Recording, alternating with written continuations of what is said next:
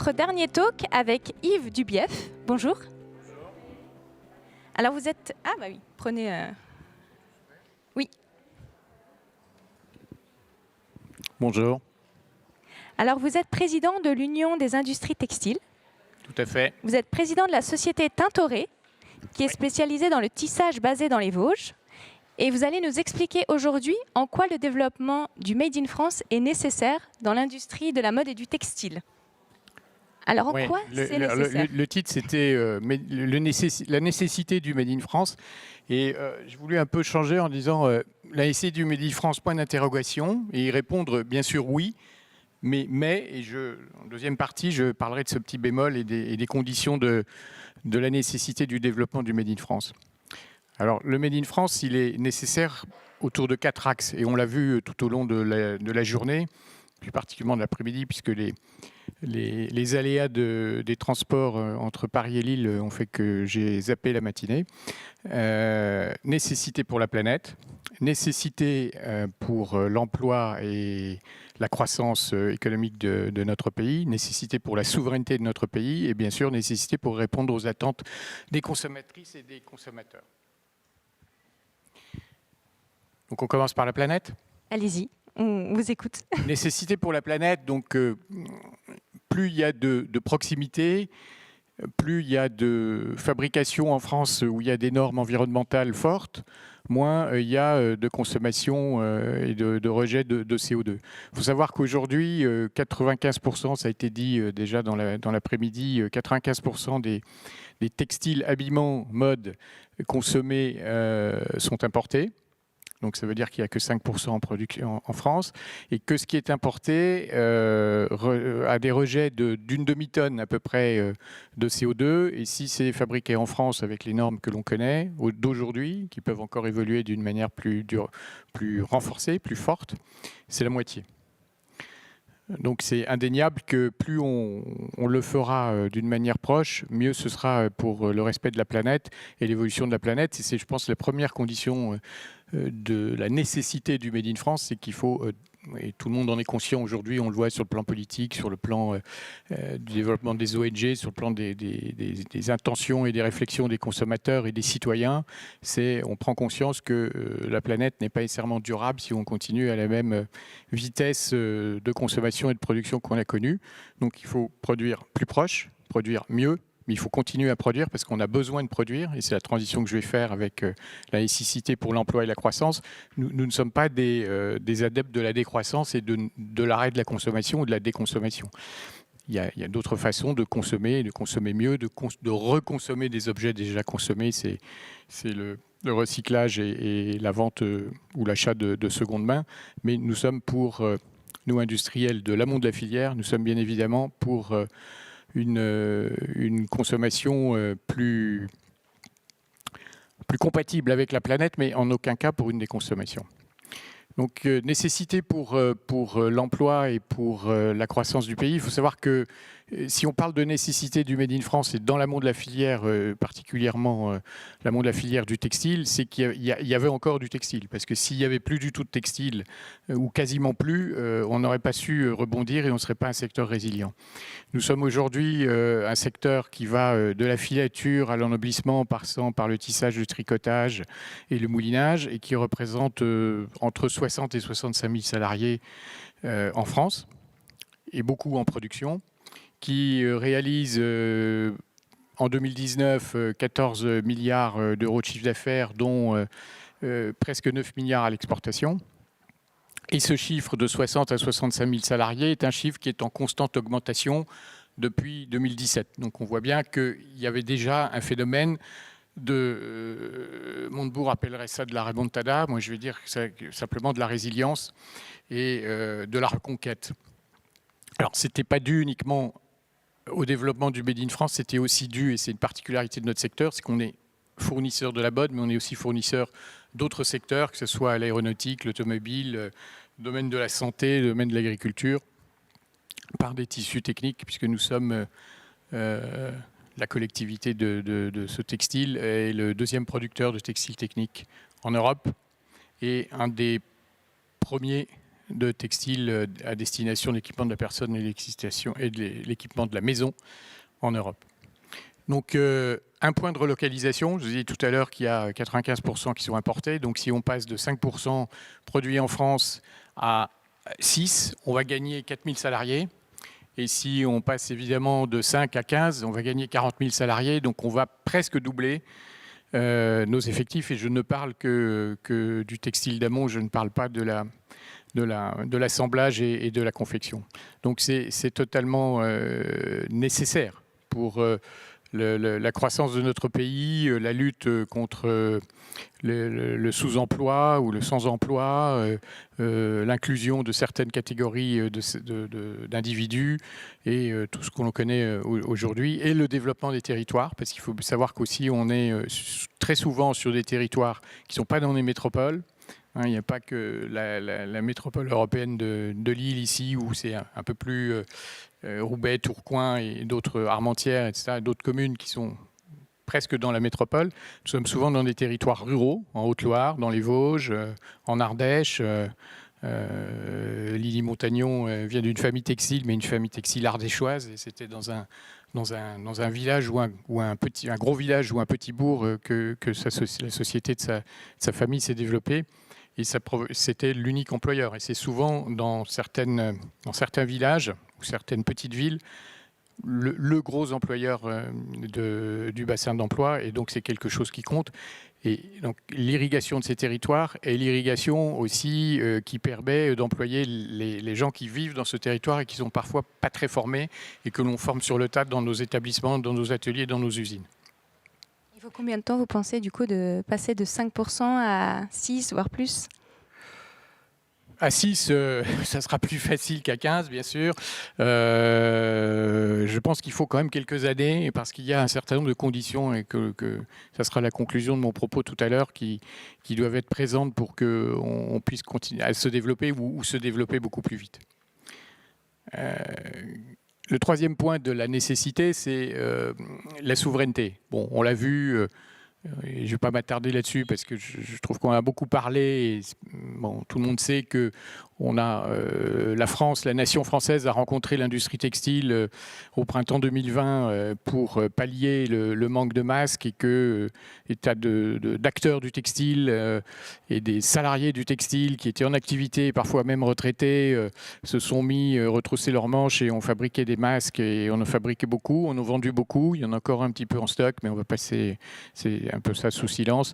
Donc là, on a réapparu, on est devenu très visible et quasiment indispensable en disant le textile doit être le textile. Heureusement que le textile est là. Je crois que même dans une de ses allocutions, le président de la République a évoqué le textile et la fabrication de masques. En tout cas, moi, dans toutes les réunions ou toutes les rencontres que je faisais, on me parlait du textile. Au début, en disant vous faites rien, il n'y a pas de masque qui sortait. Évidemment, c'était le 10 mars. Et puis vers mi-avril, c'est un discours un peu plus positif en disant ah, vous êtes là, etc. Et continuez, et on a besoin de vous. Donc, on a vu que cette souveraineté était importante dans ce domaine, mais elle est importante dans les domaines de tissus techniques, puisque je parle d'aéronautique, c'est l'espace, c'est la fusée Ariane et c'est Airbus. L'automobile, c'est les constructeurs français. La santé, c'est le cœur artificiel, mais c'est aussi des poches pour hernie nombrilique, des tresses pour réparer des fractures, enfin un certain nombre de choses où on a besoin de cette indépendance, en tout cas au moins européenne, et pas de dépendre de l'Asie et des pays lointains. Donc cette renaissance, on la trouve aujourd'hui par l'engouement des entreprises textiles pour s'inscrire dans le plan France Relance. On a à peu près une cinquantaine de dossiers qui ont été déposés et labellisés, et validés par BPI et les services de BPI, ou au travers de territoires d'industrie ou de France Relance. Donc c'est des dizaines de millions d'euros qui vont être investis. Pas aussi vite qu'on ne pouvait l'espérer, parce que Là aussi, pour implanter ces machines, il faut d'abord les produire et il y a encore en Europe et dans d'autres pays des ruptures, soit de microprocesseurs, soit d'acier, soit d'aluminium, ce qui fait que les délais sont beaucoup plus longs que ce que l'on connaissait avant la crise du Covid. À titre d'exemple, je citerai un de mes collègues qui veut acheter une machine, qui teste une machine assez conventionnelle en filature. D'habitude, c'est 18 semaines de délai, là c'est 18 mois. Ça veut dire que il l'aura en la commandant là en septembre dernier, il l'aura au printemps 2023. Et pendant ce temps, il va pas continuer son investissement, il ne va pas implanter, il ne va pas percer sur le marché sur lequel qu'il a identifié et sur lequel il veut fortement progresser. Donc ça ne va pas aussi vite, mais c'est comme ça. Et ça a peut-être aussi freiné certains industriels de déposer des dossiers en se disant ça va être trop long et je vais peut-être arriver alors que ça sera un peu trop tard. Bon. Mais on voit bien qu'on s'inscrit tout à fait dans ce plan de relance et que les dizaines de milliards de l'État sont les bienvenus pour l'ensemble de l'industrie française, bien sûr, et de l'économie française, mais en particulier de notre secteur, celui dont on parle aujourd'hui. Les attentes du consommateur, on l'a vu avec Gildas de l'IFM, il l'a bien évoqué, et Jules Pétras aussi, qui a parlé de traçabilité, de transparence. Je crois que effectivement, tout ça ne peut tenir, et c'est nous les Français, et un peu plus large les Européens, qui sauront mettre en place une traçabilité effective et une transparence. On sait le faire quand on est labellisé GOTS, hein, dans l'amont de la filière, ou quand on est labellisé Ecotex. On sait identifier les fils d'où ils viennent, s'ils ont été faits avec un coton certifié biologique. Donc, si c'est les lots qui se retrouvent sur les machines à tricoter ou les machines à tisser, puis en teinture. Donc, on sait le faire. C'est un peu pénible au début, c'est des contraintes supplémentaires, mais on est capable de le faire et on peut passer à la vitesse supérieure sur ce sujet. Mais je crois qu'il faut aussi aller vers quelque chose qui soit très lisible et très compréhensible pour le consommateur ou la consommatrice. Et Jules tout à l'heure a parlé de ETIC, donc qui est European Textile Identity Card, donc avec le jeu de mots bien sûr sur ETIC ou ETIC, donc qui labellise et qui dit d'où vient, dans quel pays est fabriqué, sont effectuées les différentes étapes de fabrication, la filature, le tricotage ou le tissage, l'ennoblissement, c'est-à-dire la teinture ou l'impression, enfin tout le monde le connaît ici puisqu'on est dans un public d'initiés, et la confection. Et donc, il peut très bien y avoir un fil qui vient de Turquie et qui soit tissé en France et ennobli en Italie et confectionné au Maroc. C'est la transparence.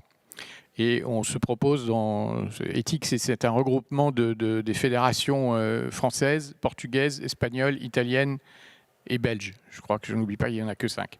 Et ça peut aller plus loin. Donc c'est des pays importants. Toute l'Europe du Sud et compte vraiment dans notre secteur. Donc en divulguant la provenance de ces différentes, les pays où sont faites ces différentes étapes. Après, on peut donner des labels avec des notes. Plus il y a de points sur la France, plus on met, plus c'est européen, parce que là, c'est un label européen. Plus le score sera favorable. Il y a aussi le score carbone, on souhaite qu'il soit affiché d'une manière qui soit compatible par les PME, c'est-à-dire que ça ne soit pas des usines à gaz et qu'on puisse le faire aisément et qui soit bien sûr compréhensible par le consommateur ou la consommatrice.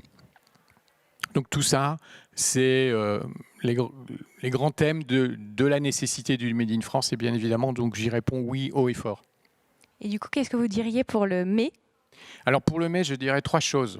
Je dirais d'abord qu'il ne faut pas s'enfermer sur le territoire français, parce qu'ici on est dans les Hauts-de-France, on est à 10 km de la Belgique, et donc on peut imaginer un produit qui soit franco-belge et qui sera très local et qui va mettre en avant la proximité. Donc moins de temps, plus local que de la fabrication Marseille, en fait, si on prend la distance. Ouais, à Marseille, il n'y a pas de tissage et filature, mais il y a des confections. Dans l'exemple de la distance. Dans les Vosges ou en région lyonnaise, quoi. Enfin, c'est ça. Et idem, si on est entre les Vosges, l'Alsace et l'Allemagne ou une partie de la Suisse, et puis en région lyonnaise avec le nord de l'Italie, même si c'est moins facile qu'ici, c'est moins plat.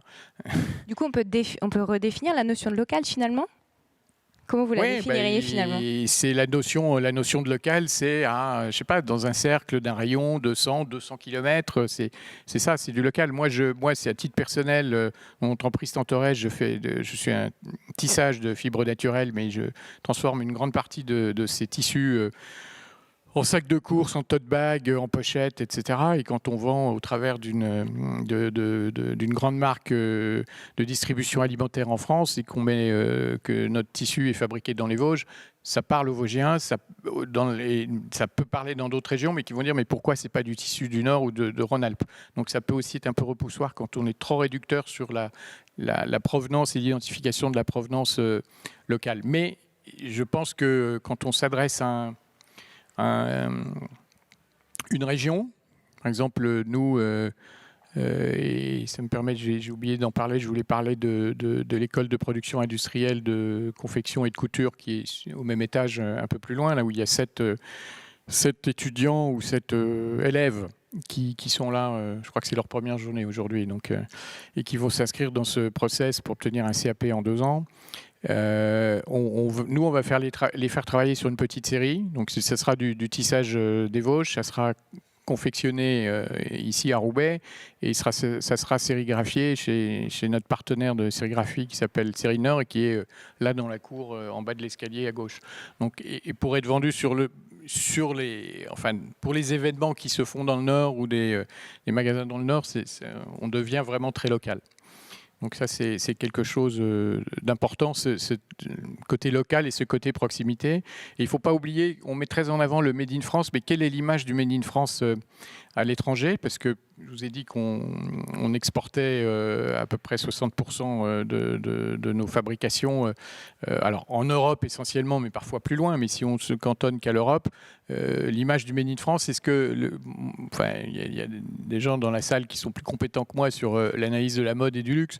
Je pense qu'il y a l'image du Made in France, mais il y a aussi l'image de Paris, capitale de la mode, ou une des capitales de la mode. Mais quand on n'est pas dans une mode très pointue ou dans le luxe, le Made in France, je ne suis pas sûr qu'il soit toujours... pour les produits que nous fabriquons, que fabriquent les adhérents de l'UIT ou les ressortissants de l'UIT, toujours perçus à la valeur qui devrait être quand on est en Allemagne, en Belgique ou en Italie. Comment ils sont perçus, justement ? Ils sont perçus comme image européenne, c'est-à-dire une image de sérieux, de qualité, de respect des normes sociales et environnementales qui sont les normes européennes. On pense qu'on ne fait pas travailler les enfants, qu'il n'y a pas de corruption, qu'il y a des salaires qui correspondent à ce qu'on connaît en Europe. Donc tout ça, mais ils font la même chose. Mes collègues allemands ou mes collègues belges ou mes collègues italiens, ils ne sont pas beaucoup meilleurs que nous. Ils sont peut-être même sur certains points meilleurs que nous. Donc cette image du Made in France qu'on véhicule beaucoup aujourd'hui au travers de la mode et auprès des consommateurs parce qu'on s'adresse là aux consommateurs français, quand on s'adresse aux consommateurs européens, moi je me pose la question de la perception de ce Made in France. Est-ce que par rapport au Made in Italie, par rapport au Made in Spain ou Made in Portugal, voire Deutschland, Allemagne, ce que ça donne? Et au-delà des frontières européennes, est-ce que c'est différent ? Oui, alors là, des frontières européennes, on cite souvent l'exemple de l'Asie, particulièrement peut-être du Japon ou de la Corée, où il y a ce Made in France, le lin français, la soie française, est perçu comme un gage de qualité, d'élégance, de création. C'est indéniable, c'est vrai, mais sur des tissus plus commun, je dirais, et plus répandu, je pense que c'est pas tout à fait... je me pose la question, je n'ai pas la réponse, hein, c'est plus une question que je lance plutôt qu'une affirmation. Et tout ça, c'est aussi le mais important, de dire nécessité du Made in France, mais de le développer, parce que si on passe de 5 points à 6 points, ça sera mieux, mais enfin, c'est pas quand même renversant. C'est qu'il faut que l'on ait... on soit accompagné par nos politiques, mais pas simplement dans une campagne de com, une campagne d'image, mais s'il faut qu'on ait de la compétitivité qui nous permette de gagner ces points, et aussi ces points à l'export. Donc je reviens sur le côté environnemental. Aujourd'hui, il y a des réglementations françaises qui sont en cours de réflexion, il y a des réglementations européennes qui sont en cours de réflexion. Il ne faut pas ajouter une réglementation à la réglementation. Il faut s'inscrire dans la réglementation européenne et il faut tout faire, nous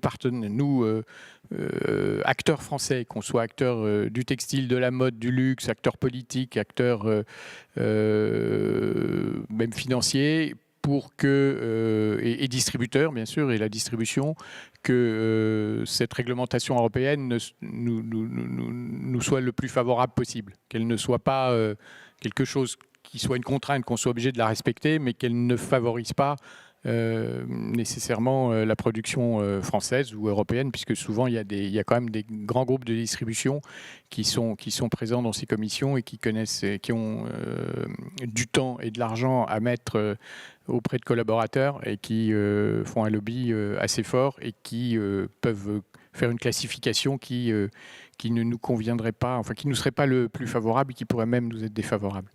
Donc ça, c'est sur le plan environnemental. Et on parlait de la compétitivité, mais en quoi c'est important La compétitivité, c'est que si vous voulez pas on a cité tout à l'heure, je crois que c'est Gildas qui disait qu'il y avait 30% des sondés étaient favorables ou avaient l'intention d'acheter français, mais je ne suis pas sûr qu'il y en ait 30% qui passent à la caisse avec un produit français.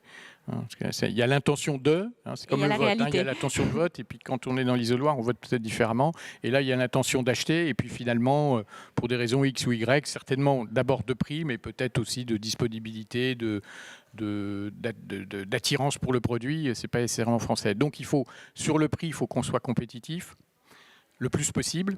Et pour ça, il faut, même si le gouvernement qui finira son quinquennat dans quelques mois a beaucoup fait pour les entreprises, avec la baisse du taux de l'IS, avec la diminution très forte, voire la réduction de moitié des impôts de production, c'est-à-dire la base du foncier et de la CFE, et puis la division par deux de la CVAE, c'est très bien, bravo. La pérennité du CICE qui a été transformé en baisse de charges sociales, tout ça c'est très bien, ils ont beaucoup fait, on en est conscient, mais il ne faut pas s'arrêter en chemin, il faut aller encore plus loin. Et donc dans les impôts de production, il faut aller plus loin. Il y a un impôt qui est complètement ridicule, qui s'appelle la C3S, qui est basé sur le chiffre d'affaires. Donc quand on fait plus de 19 millions d'euros de chiffre d'affaires, on est pénalisé, enfin on le paye, en dessous on ne le paye pas.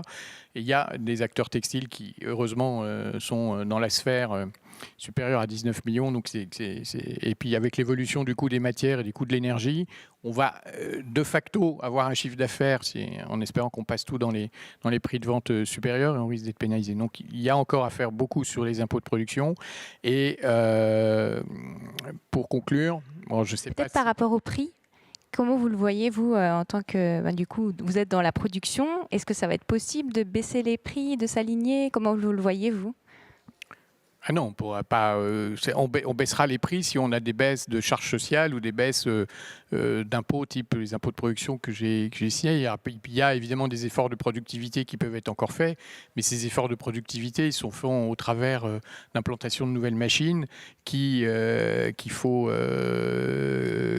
amortir. Donc il faut soit rembourser et payer les échéances bancaires, soit rémunérer les capitaux propres. Ça ne tombe pas du ciel, on ne remplace pas des salariés comme ça par une machine sans que ça coûte quelque chose. Donc, et cette compétitivité, c'est aussi, on a la chance dans ce pays d'avoir du nucléaire, donc, qui nous permettait d'avoir une énergie pas très chère, mais on est dans un marché européen, voire un marché mondial de l'électricité et du gaz qui aujourd'hui est plus qu'exponentiel. C'est presque 2 fois pour l'année prochaine ce qu'on paiera en électricité et en gaz. Alors c'est vrai pour les particuliers, mais c'est aussi vrai pour les entreprises.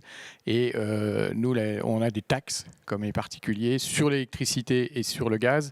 Et c'est un pourcentage, donc c'est un pourcentage du prix avant taxe, et donc plus le prix est élevé, c'est comme le carburant, comme l'essence, hein, on paye toujours le même taux, mais on paye de plus en plus. Donc il y a le montant de la fourniture d'énergie qui augmente et le montant des taxes qui augmente. Donc on est pénalisé 2 fois. Et là-dessus, en tant qu'organisation professionnelle et UIT avec France Industrie, avec le MEDEF, il faut qu'on commence on l'a déjà fait, mais il faut qu'on appuie très fort pour dire que c'est pas supportable ces augmentations de taxes sur l'énergie. Et si on veut garder la compétitivité qui était la nôtre et voire l'améliorer, et ne pas avoir d'accident de parcours en 2022, il faut que cela soit plafonné. Je ne vais pas rentrer dans le détail, mais il y a des dossiers qui se montent. Okay. Voilà mon témoignage. D'accord. Vous vouliez conclure, je crois, ou résumer? Vous aviez dit que vous aviez éventuellement... Non, il y a peut-être des questions. Oui, oui, bien sûr. Oui. Ouais. Non, ce sera mon dernier mot. Vous avez posé une question juste avant, c'est pour ça. Est-ce qu'il y aurait des questions? Oui.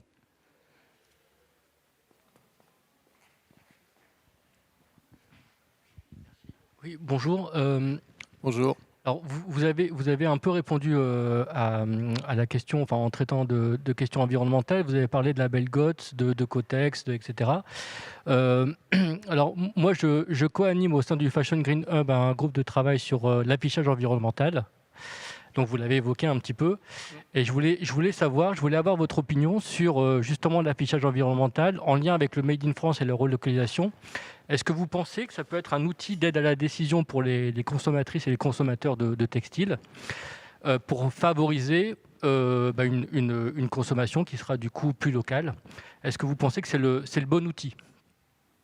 Moi, je pense que c'est le bon outil de donner un score ou un score ou qui est une traçabilité des étapes de fabrication, mais il faut que ça soit lisible facilement par le consommateur. Si c'est un truc très compliqué, il y a déjà beaucoup d'étiquettes sur les vêtements. Si on en rajoute une et que c'est un texte qui explique que si ça, non, il faut quelque chose qui frappe, qui décoiffe un peu, quoi. Donc il faut quelque chose de succinct, de synthétique.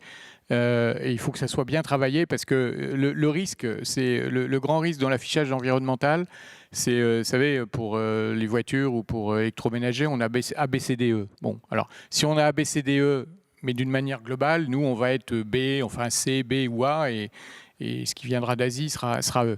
Mais le grand risque, c'est qu'il y ait un lobby de grandes chaînes qui disent au sein de mes produits dans la chaîne, je classe ABCDE. Donc ils auront Primark aura un A, il aura aussi un E, pardon, et puis, pour citer, je sais pas, une jeune marque française, le slip français ou Maison Standard aura aussi un A et peut-être un C. Mais le A de Primark sera bien évidemment nettement moins bon que le A des deux autres entreprises. Il sera peut-être même inférieur au E des deux autres entreprises. Donc c'est pour ça il faut qu'on soit très attentif à ça, parce que si on a ça, là on est mort, quoi, parce que ça sera incompréhensible. Par exemple, j'ai acheté du A qui vient confectionné au Bangladesh avec des produits fabriqués au Vietnam ou en Chine et qui auront fait au moins une fois le tour du monde. Donc il faut faire très attention, il faut qu'on soit très vigilant là-dessus. Et il y a un risque que ça ne se passe pas bien, donc c'est pour ça qu'il faut faire très attention. Mais si ça se passe bien, si c'est fait d'une manière sérieuse et, je ne vais pas dire intelligente, parce que ce ne serait pas gentil, mais sérieuse, quoi, je pense que c'est un signal fort pour les consommateurs, s'ils le voient facilement, pour acheter local, ou que ce soit belge ou français, hein, peu importe. On est européen aussi, hein. On est français, mais on est aussi européen.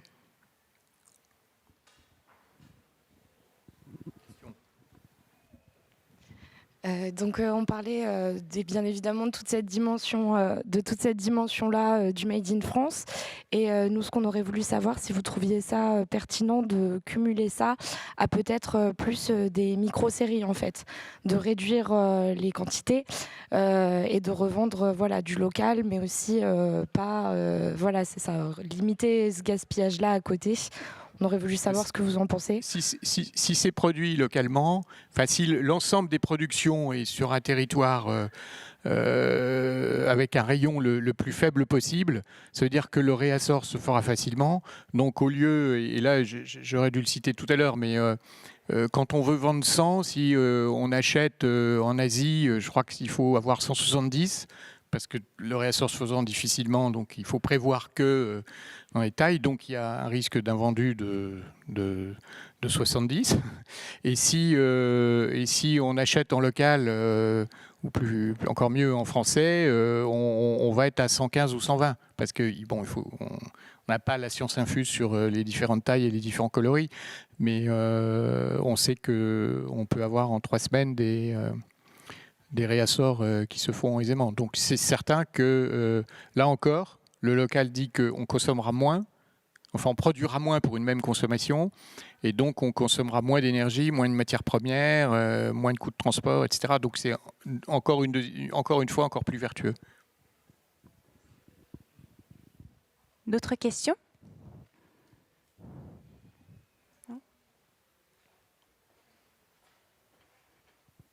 Donc je dois conclure? Oui, je pense qu'on peut conclure. À moins qu'il y en ait une autre? Non, non. Visiblement, il n'y a plus d'autres questions, donc vous pouvez conclure. Non, mais je vais conclure d'une manière très, très rapide. C'est de dire que le Made in France, il faut y croire, il faut y aller. Il ne faut pas être angélique non plus. Ça ne va pas résoudre tout et ça ne va pas permettre de tout développer et que tout soit mieux demain. Mais il faut absolument défendre cette idée. Et donc sur les plans que j'ai dit, l'environnement, avec les conséquences positives sur l'environnement, l'emploi, la souveraineté, et répondre aux attentes des consommateurs. Et après, l'expliquer et le faire passer le mieux possible. Et ça, c'est le job des distributeurs, mais aussi des marques et des organismes qui défendent la profession sur le plan du développement économique et des salons, que le Made in France et le Made in local et l'avenir de notre profession. Très bien. Merci beaucoup pour votre contribution.